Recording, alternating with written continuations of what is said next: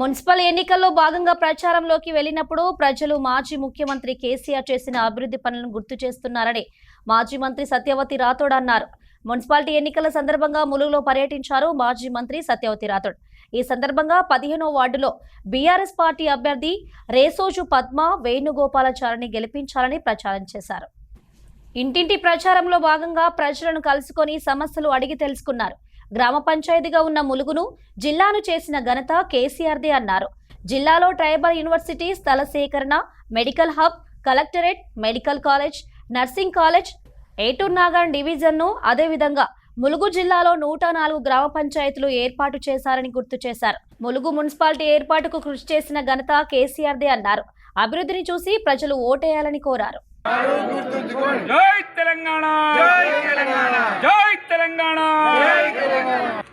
BRS party అభ్యర్థి పద్మ వేణుగోపాలాచారి గారి గెలుపు కోసం ఇంటింటికి ప్రచారం చేస్తున్నాం. ఈ కార్యక్రమంలో పాల్గొన్న గోవింద్ నాయక్ గారు, అలాగే మిగతా నాయకులందరూ, కార్యకర్తలందరికీ పేరు పేరున నమస్కారం. ఎక్కడికి పోయినా బ్రహ్మాండంగా కేసీఆర్ గారి సంక్షేమ కార్యక్రమాల్ని, అభివృద్ధి కార్యక్రమాల్ని ప్రజలు గుర్తు చేసుకుంటూ ఉన్నారు.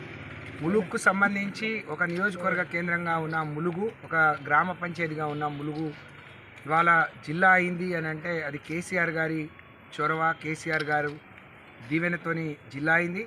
జిల్లా కావటంతో పాటు ఇక్కడ జిల్లా కలెక్టరేట్ కానీ, ట్రైబల్ యూనివర్సిటీ కానీ, అలాగే ఈరోజు medical college, nursing college, ఏటూర్ Nagaram మరి డివిజన్ కానీ, 3 మండలాలు కానీ, 105 గ్రామ పంచాయతీలు చేసిన ఘనత కేసీఆర్ గారిది. ప్రజలకు పరిపాలన మరి వసతులు ఉండాలి, దగ్గరగా ఉండాలి, అధికారులలో జవాబుదారీతనం ఉండాలని ఆ రోజు ములుగు మీద ప్రత్యేకమైన ప్రేమతోని ఈ ములుగుకు సంబంధించి అనేక అభివృద్ధి సంక్షేమ కార్యక్రమాలకు కేసీఆర్ శ్రీకారం చుట్టిండు. మున్సిపాలిటీ ఏర్పాటుకు కేసీఆర్ గారు కృషి చేశారు. కాబట్టి ఇవాళ ప్రభుత్వ పెద్దలని, మంత్రులమని బడాయిలు చెప్పుకునే వాళ్ళు ప్రజా సొమ్మును, ప్రభుత్వ సొమ్మును దుర్వినియోగం చేస్తున్నారు. వారి ఆర్భాటాలకు, వారి బడాయిలకు, వారి ప్రచారానికి ఖర్చు పెడుతున్నారు. కానీ వారు ఈ ములుక్కు చేసింది శూన్యం. ఏదో కొండంత రాగం తీసి మేడారం జాతర అన్నారు, పిచ్చకుంట్ల పాట అయిపోయింది, ఇప్పుడిప్పుడే కూలిపోతుంది.